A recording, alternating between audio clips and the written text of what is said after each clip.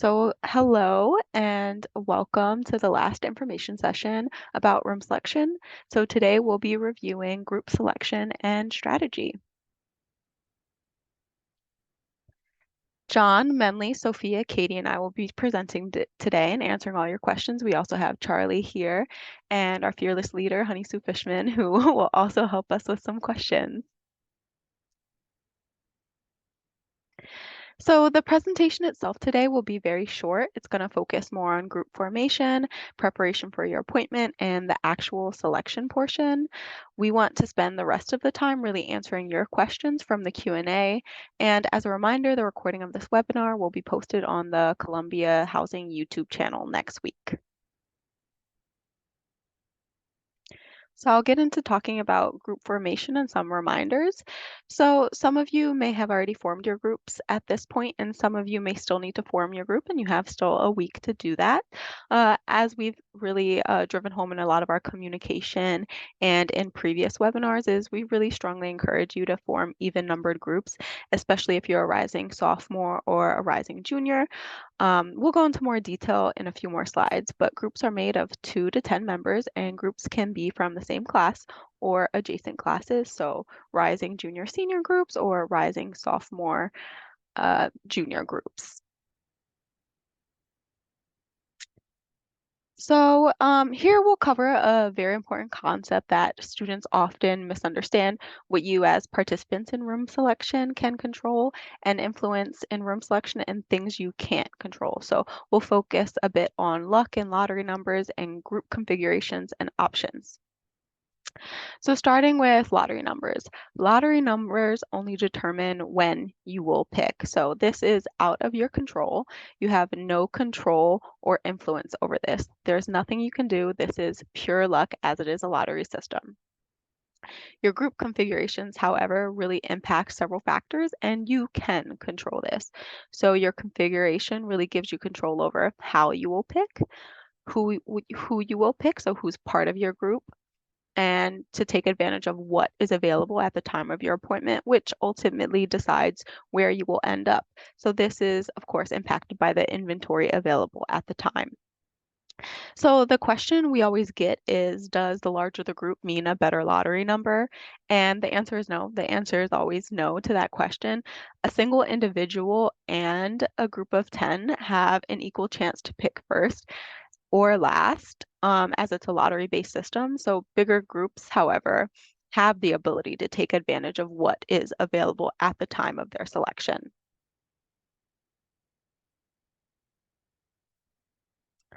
So since groups give you the most options, we also want to provide some guidance on how you can approach the group discussions.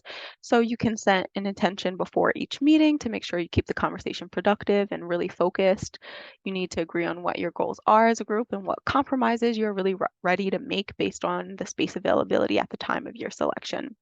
So please keep in mind that agreeing to live together is a big deal. It comes with a lot of challenges of sharing close quarters and adjusting to different living habits. So reviewing these topics in advance will really allow you to make informed decisions and have the proper expectation for the next academic year. Now I'll pass things over to Sophia to talk about group point value. So when you join a group, your group's point value is going to be an average of all of the members' point values. If you are a group of all rising seniors, your point value is going to be a 40. Well, in comparison, if you're in a group that is mixed of seniors and juniors, your group point value is going to be 35. That number would change if you had, say, more juniors than seniors in that group. 3 juniors and 1 senior would be that total divided by 4. You can only make a mixed point group with an adjacent class. So seniors could only be in a mixed point group with juniors. Juniors could be either in a mixed point group with a senior or with sophomores. You would have to make that decision. And your point value dictates your lottery number. So seniors would be 1 to 1,000. Mixed point juniors and seniors would be 1,001 to 2,000, and so on and so forth.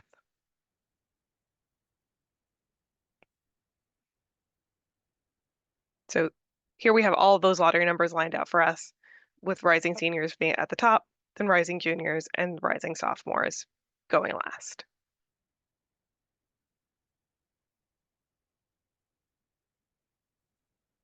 So the larger your group does not influence your larger point value. It's really determined by your group composition.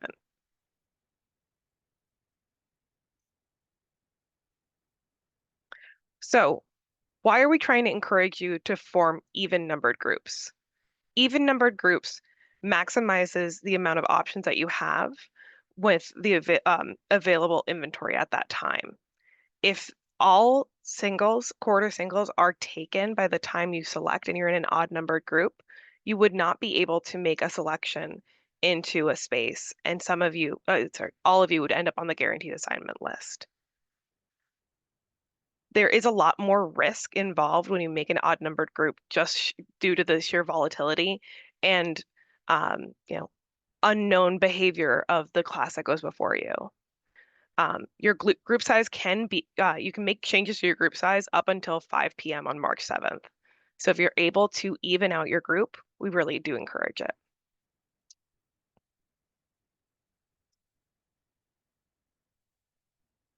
And so upon registration, you want to do the following 3 things. You want to make sure that all of your group members have joined. After all group members have joined, you want to have your group leader go into the portal and verify your group. Once that group is verified, you will all get an email letting you know that you are ready to sign your statement of intent. Make sure that you sign your statements of intent before the registration period is over. Otherwise, you do run the risk of losing your guaranteed housing status.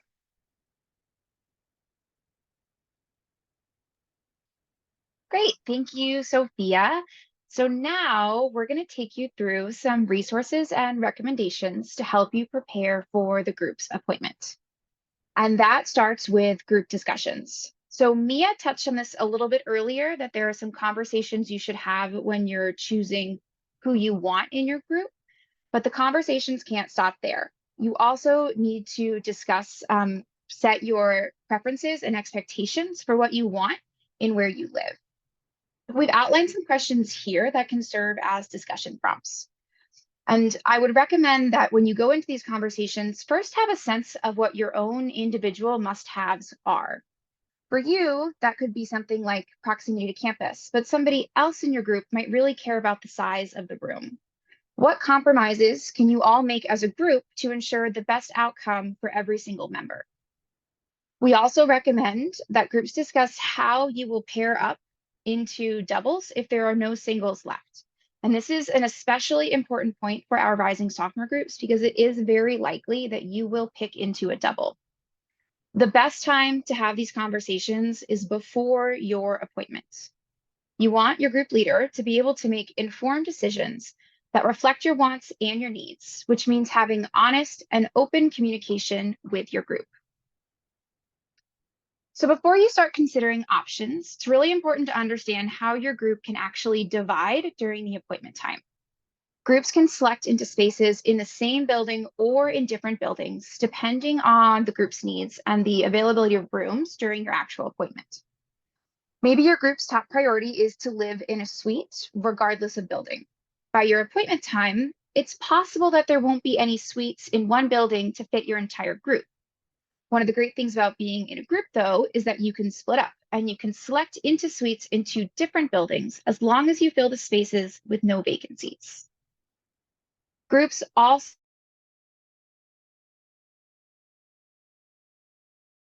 building. For example, maybe your group's top choice is Broadway, regardless of room configuration. The group leader can place some members into singles and some into doubles, depending on what's available during your appointment.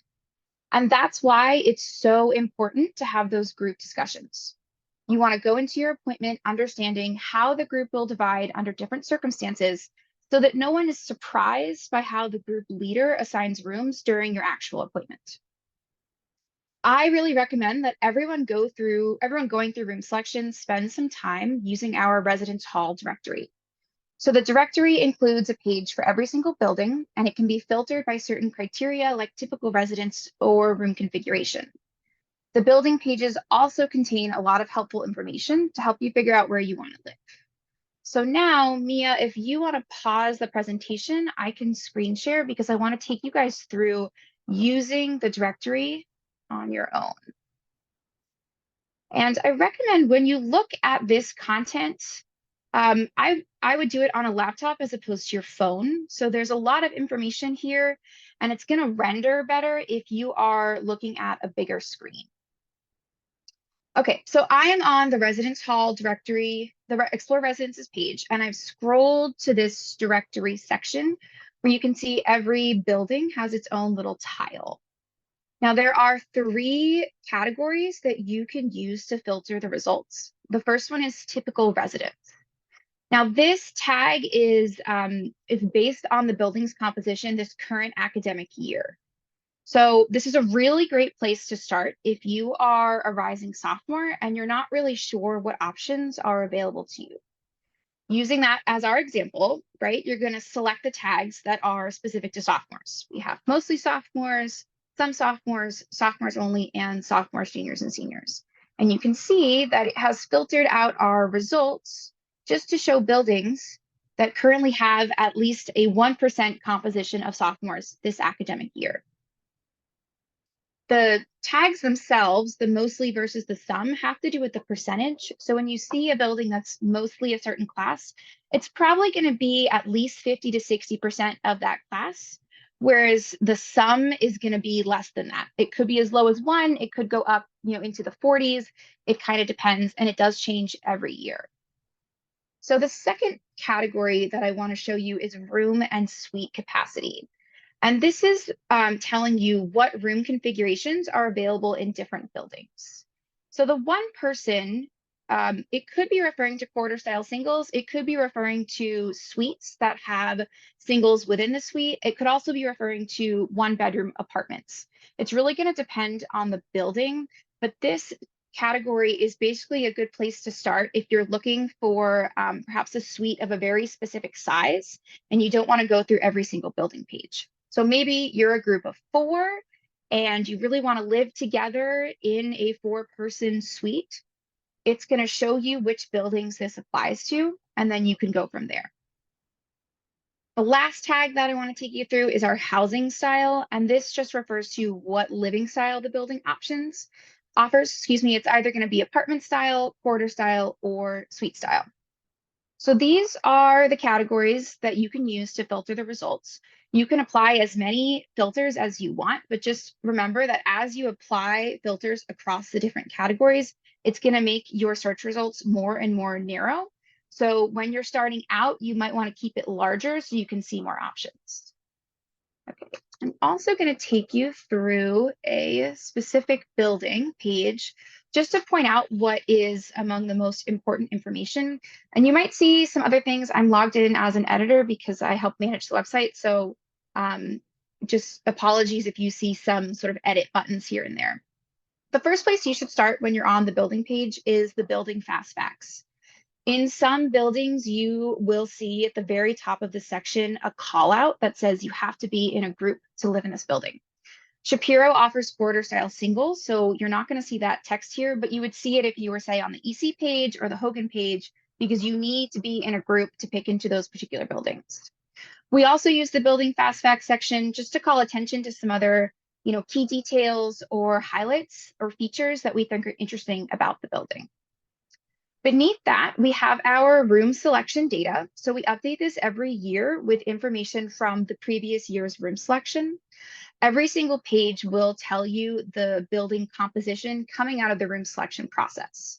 So we can see after the 2024 selection, Shapiro was 45% rising juniors, 33% rising sophomores, and 22% rising seniors. We also include the percentage of students who selected into this building as part of a group. And then we break it down for you to show, were they in a mixed point group? What was the mixed point group's average value? Were they in groups that were all specific to one class? So you'll find that information in every single room selection section across all the buildings. We might also highlight some other useful pieces of information that just are things we want you to consider. And in this particular example, you can see that single rooms for the first to be selected. So knowing that juniors and seniors are typically picking into Shapiro, it's very likely that the juniors and seniors are going to be choosing those rooms as opposed to sophomores. The one thing that I want to note, the one caveat that we always share when we talk about room selection data is this is not predictive. We can only tell you what happened last year, not what's going to happen this year, but it can be a helpful place to start if you're not really sure what to expect. So if you keep scrolling down the page, we're going to have the building details table, and this is going to tell you more about the physical aspects of the building. It's a good place to look if you have a very particular criteria in mind about what you want in a building. I know for some students that might be air conditioning, or it could be a certain kind of bathroom. So all of that information is available. I also recommend that you take a look at the cleaning responsibility and schedule section, because it will tell you whether or not you or facilities will be managing cleaning spaces like bathrooms. We also have a table for amenities. So again, if you are, say, really interested in having access to a kitchen, you can find that information here. It will tell you where the kitchens are, whether or not they're shared or private in a specific space. And then at the very bottom of the page, we include pictures of both communal spaces in the buildings, but also student rooms. Some buildings, like Shapiro, for instance, do also have a video virtual tour. It's more common on some of the sophomore and junior buildings because we know that, going through the experience your first time, you're looking for a little more information. The last thing that I want to call your attention to on the building pages is the floor plans. If you are on a laptop, you're going to see the floor plans and it's the sidebar like I'm showing here. If you're on your phone, which does make this more difficult to look at, I believe it's going to be all the way at the bottom of the page, so you'll have to scroll through all the content first. And the floor plans are a really good resource for building a cheat sheet, which is actually what I'm going to talk about next. So I'm going to stop share, Mia, so you can pick back up.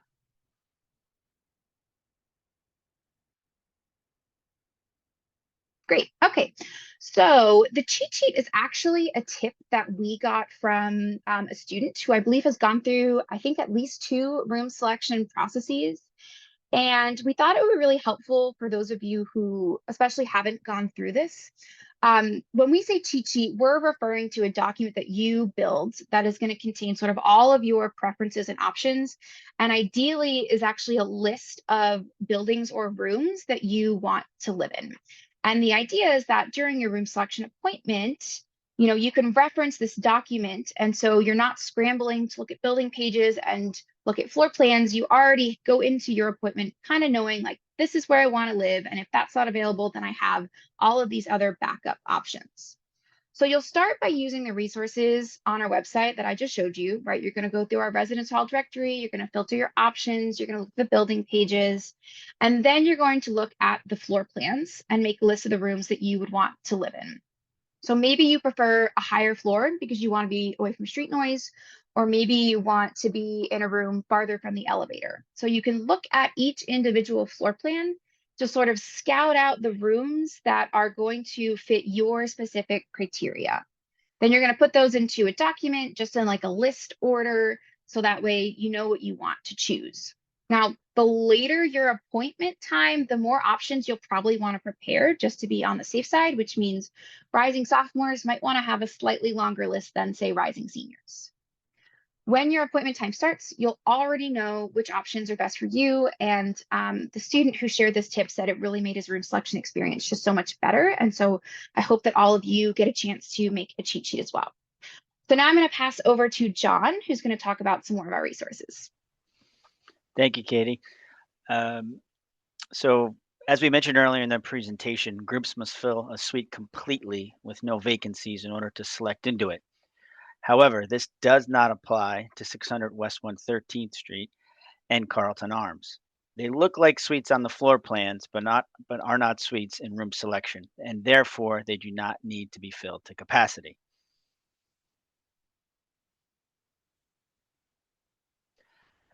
We are launching a demo mode this year after registration that allows students to test the room selection process. This is only a demonstration and will not represent your options at the time of selection. You're able to try this as many times as you wish and is meant to mirror the room selection process. It will be available for all of you between March 14th through the 24th.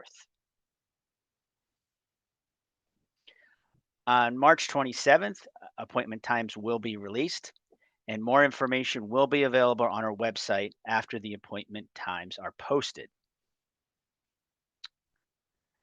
In terms of an overview on that day, you'll be able to review appointment times and lottery numbers for individuals and groups. And this can be used to plan some scenarios, but it is not predictive. So it kind of gives you a better idea of where you might end up, but it's still not predictive because we ultimately don't know what people are going to choose into. And then on March 31st, the live viewer opens, and this will allow you to view what rooms are still available leading up to your appointment time. Anyone can access this viewer, and it could be something that you would maybe want to revisit that cheat sheet you had leading up to this if some of the options you might have listed are no longer available as you get closer to your appointment time. And then finally, again, the pre-appointment checklist. Make sure your group leader is available for the appointed time. Make sure that selection plan / cheat sheet is ready to go and prepared and up to date. All your building preferences are agreed upon in your group, and your roommate pairings are determined. I'm now going to pass it over to Sophia to talk about your selection appointment. Alrighty.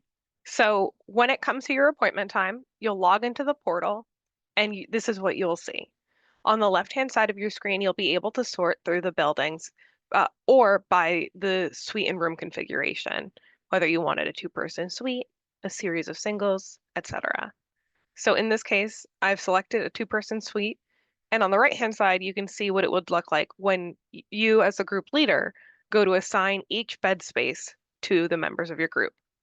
Remember that you have to assign everybody to a bed space, and if any spaces are not filled in the room or suite that you have selected, you'll have to go back to the very beginning and look for a room that fits your group's configuration again, or however you'd like to split up your group.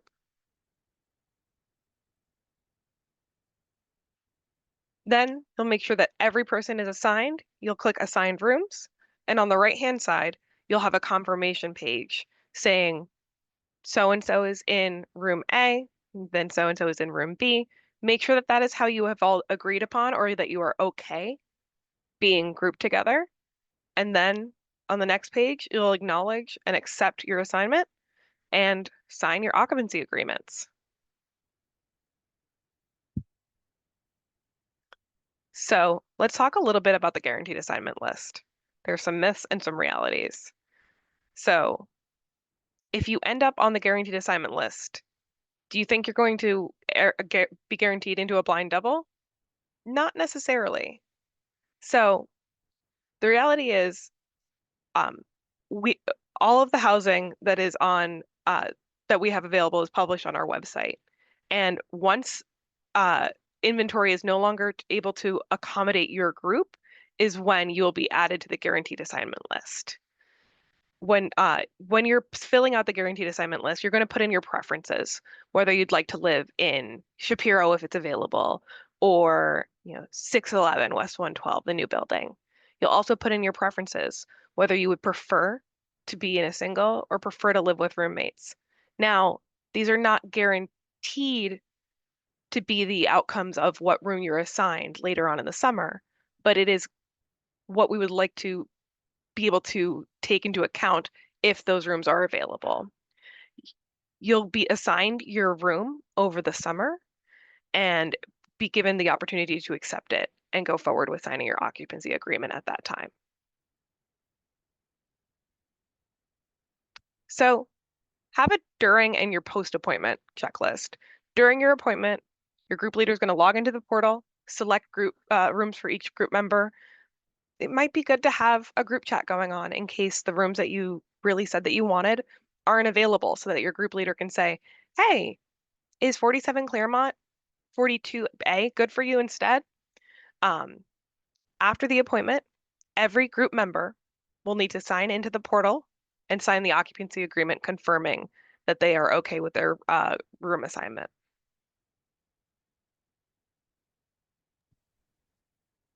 Thank you all. So now we're going to go over some resources and takeaways from the presentation since we're nearing the end and we want to get to any questions that you may have. So again, even numbered groups have more options. So this really improves your chances of being able to select a room. And you can choose singles, doubles, or suites and pick your own roommate too. And remember, a bigger group doesn't mean a higher point value. It's a lottery-based system, so an individual still has the same chances as a group to get the first lottery number. And then the second is be prepared for your appointment. You know, group discussions about compatibility, the different preferences and expectations are really important. And as Katie mentioned a lot, make that cheat sheet to see, you know, an extensive list of options, especially depending when your appointment time is, to see how you guys want to divide up or how you your preferences have changed. And then confirm that your group leader is really available for your appointment time. If that changes, you can change who your group leader is if it's someone else in the group who is available during the appointment time. And then really use our resources. The Columbia Housing website has a plethora of resources for you all, the building directory pages, the group list, the portal demo, the live viewer, and of course our social media. And then we have lots of resources to help you understand the process in general. So Katie went over a few of these, but on our website, you'll find step-by-step instructions, information about our residential halls, tips about group formation. And our website will also include links to the portal demo and live viewer when they're available. And you can also follow us on Instagram where we post about FAQs and tips to help break down important concepts about room selection, as well as those important reminders about upcoming dates and deadlines. And our YouTube channel is another helpful resource. That's where you can have maybe some virtual building tours, and then eventually all these webinars will be posted. So thank you all. I think we can begin answering some of your questions if there's a few that may have come in.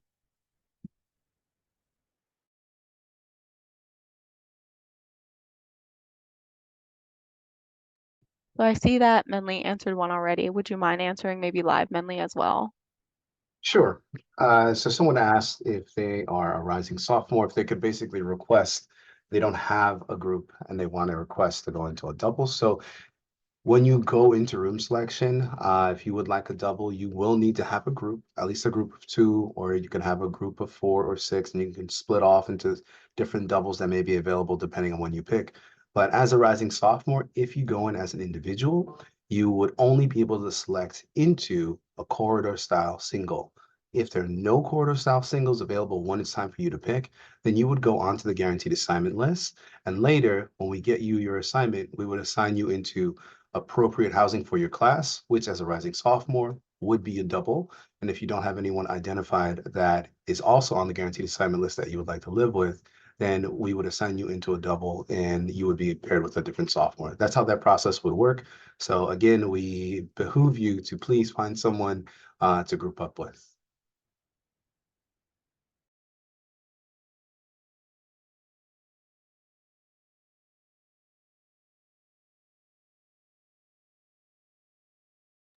I can answer the next question about the group list document. So this is a document that we released that has the list of all of our groups on it. So it will have the group size as well as their lottery number and appointment time. And one of the ways that it can be used is to sort of try to get a sense of what may or may not be available before your appointment time. So this might be helpful if you are trying to go for a very specific suite, which I see is coming up in some of the other questions, right? Maybe you're a group of 7 and you're going for that 7-person suite in Claremont. If you see there are a lot of groups ahead of you that are also a group size of 7, you know, it may be less likely that you'll be able to pick into that space.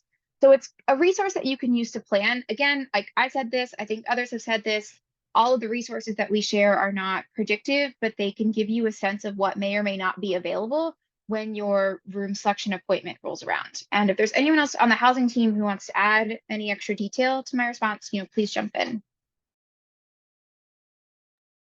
Thank you for that, Katie. I think Katie covered both those, and I'll just try to round that out with the two questions I said I would answer live. The first one was about wanting to give us a shot on specific suites. If those options are no longer available, can we then choose in the corridor south singles during housing selection? The answer is it depends. I'm not sure what class this group is. So if you are rising juniors and there are singles available at the time, and you wanted a very specific suite and it's no longer available, you can then split up your group into whatever remaining available singles there are. If you're a rising sophomore, it's going to be, again, highly unlikely that there will be singles available when you select, which is why it's going to be very important to get into a group in even numbers. As a sophomore, there are only a few singles that are coded specifically for sophomores, and those will be in McBain. So unless you are the top of the top luckiest sophomores out there, the chances that you get a single are very low. So I just wanted to put that out there for folks. And then the other question was about folks who have an odd number group, and Katie covered that with the example of a suite of 7. So to answer the question just plainly for folks, everyone in your group needs to have an assignment. So if you can't give everyone a bed from your group, the entire group will go onto the guaranteed assignment list, which is why it drives home that point of having an even numbered group. Because if it doesn't work out for you and your lottery number ends up being a little bit later, so you're picking later, there are no more singles available, at least you can still place yourselves into doubles and break up that group.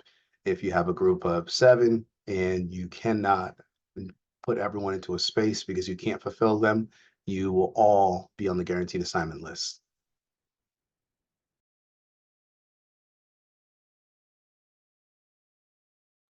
I saw quite a few questions about the new building. So 611 West 112 is our new building that will be opening in May of this year.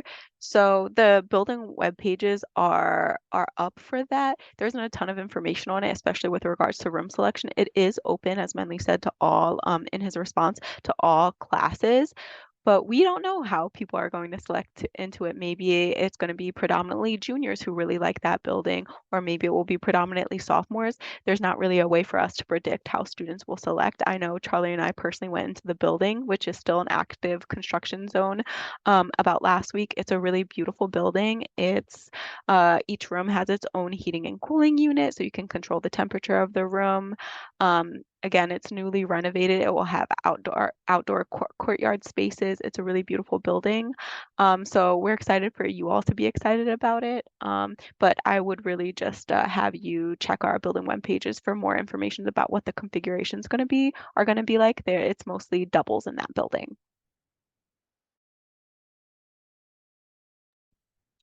I will touch upon both the time pressure question that Ren asked, as well as the circumstances under which a group can divide. So Ren asked if there is a time pressure during your appointment time. It is not like getting Taylor Swift Eras Tour tickets in that sense. You're not going to be frantically competing with other people for rooms.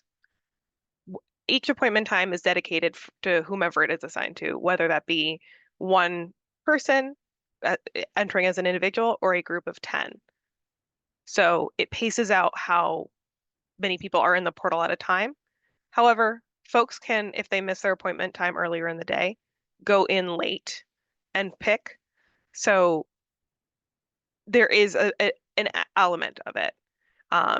Your cart has like a 15-minute hold time, I believe, in which those rooms will be held in your cart, but after that period of time, that will expire. So yes and no.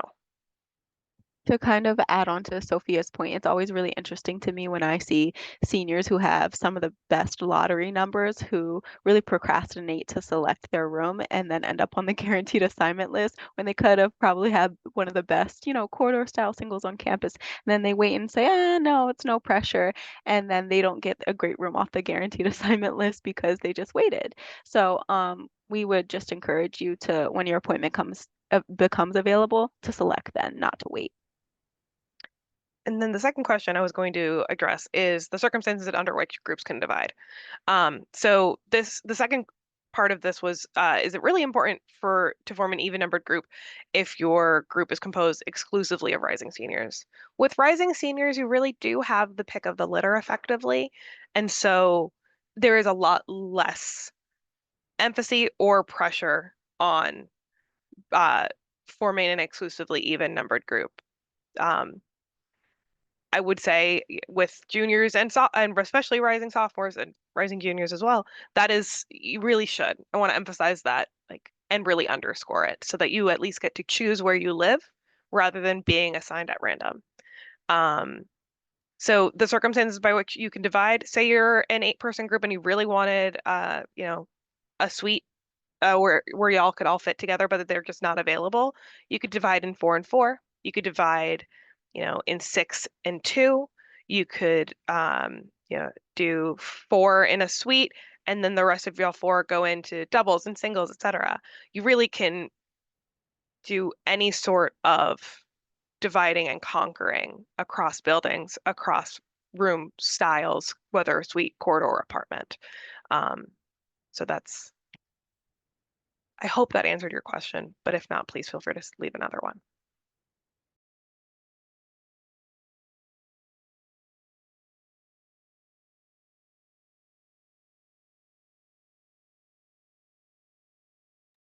I was typing one up and I will just answer it live. There's a question about having to fill a suite and if there's an exception for RA writers. In this case, the answer is yes. That is a very specific and separate process. So that's the answer to that question. Not everyone will know what that is, but that's really if you're friends with an RA and they've asked you to be a writer for them. So the answer is yes, that is a separate process. That is an exception.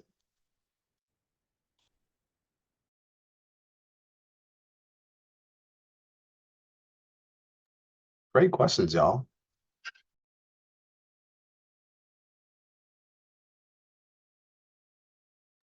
Any other last questions, anyone?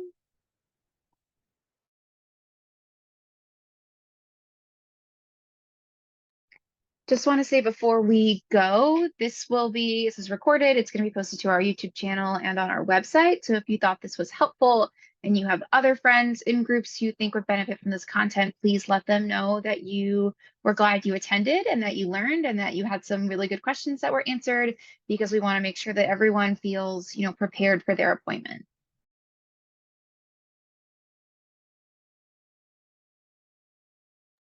All right, so Katie ended us off and we don't have any more questions. So, oh wait, we got one more.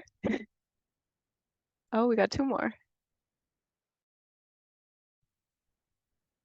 Hey, so I see one that's when the housing web, I assume that means the survey. When you assigned your statement of intent, the survey, which says which dorm would you like to live in the most, you know, and select 2 options. That does not have any impact. It is purely just collecting some informational data as to what building was the most popular. So at the end of room selection, we, you know, crunch the numbers to say, oh, you know, X amount of sophomores wanted to live in Carlton or in McBain or, you know, any building that is, and how many people actually ended up in the building that they wanted to versus how many end up going elsewhere. So it has no influence. It is just survey data. It's a poll. And there's another question about the statement of intent. There's a set agreement initially, and it's not the occupancy agreement, it's the statement of intent. So basically, that's when folks declare how they're going in. So if there are people that you know you want to have in a group, then you can find them. You can find each other. If you can't find that person, they're not showing up, they may not have declared. So you want to make sure that you are having those conversations that we talked about. And that's going to be the only way to really check that people are doing what they're supposed to do. So make sure you're in communication with one another, and folks are registering for room selection as they should, so that you can form those groups and your groups can be verified and you'll be ready to go. If you have issues verifying your group, that could be one of the reasons. So if that does come up, you can always feel free to reach out to us and we can help you with that as well. But just make sure you're in communication with one another and that everyone is doing what they're supposed to do. And after you declare and you form those groups and you finally are able to select, make sure everyone also signs their occupancy agreement as well.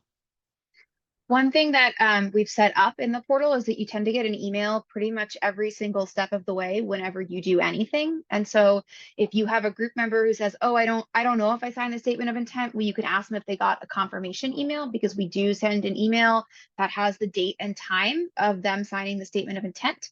And so that's a good way for them to check. I suppose if you wanted to ask them to forward it to you to verify, you also could, but maybe best just to see if they have received the email itself.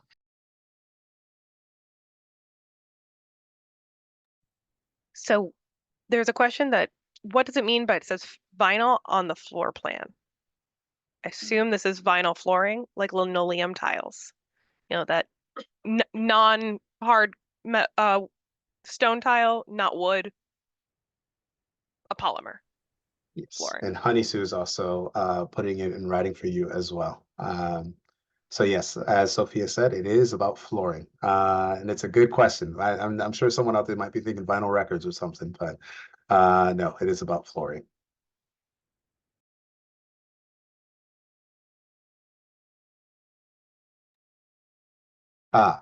Good question. In the floor plans, what does it mean for rooms to be colored orange? Normally, the rooms that have different colorations indicate that they're used for different purposes. In most cases, orange is usually the RA room. So that room would not be available in room selection. That is usually going to be a single, and that's going to be where the RA is going to live.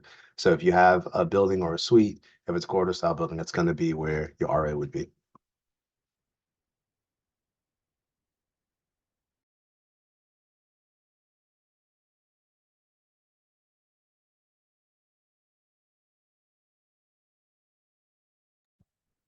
All right. Any last minute questions?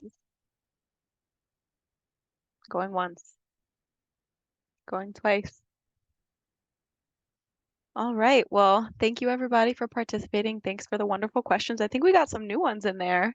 And this will be posted next week on Housing's YouTube channel. Thank you so much. Have a great rest of your afternoon, everyone. Bye-bye now. Okay.